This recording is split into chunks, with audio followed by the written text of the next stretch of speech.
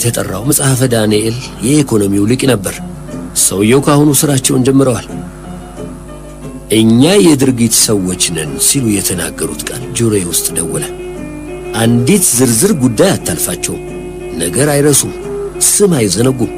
የማስታወስ ችሎታቸው ግሩም ነው። አንዳንዴ ሳስበው ከማስደነቅ አልፎ ያስገርመኛል። እኔ በሳቸው ቦታ ብሆን የሚል ሐሳብ መጣብኝ።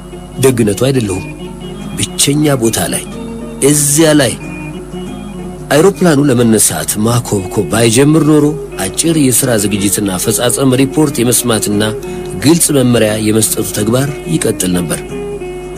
ካሁኑ እንዲህ ከሆነ አስመራ ስንደርስ ምን እንደምንሆን አስፈራኝ። ጊዜ የላቸውም እና ጊዜ አይሰጡም። መልአከ ገብርኤል በተአምሩ ሌላ ምስራች ይዞ ካልቆየኝ በቀር እና በሳቸው ረዳቶች ስም እንኳን ደህና መጣችሁ እላለሁ። ይህ 709 ልዩ በረራ ነው። የምንበርበት ከፍታ 29000 ጫማ፣ በረራው የሚወስድብን ጊዜ 55 ደቂቃ። ከመቀመጫዎቻችሁ ስር ያሉትን ቀበቶች እንድትታጠቁ ትለመናላችሁ።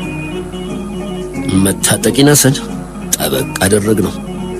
አውሮፕላኑ ከጥቂት ደቂቃዎች በኋላ አፍንጫውን ወደ ሰሜን ደገነ።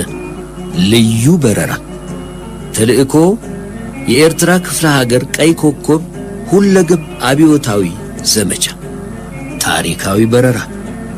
አማተብኩ።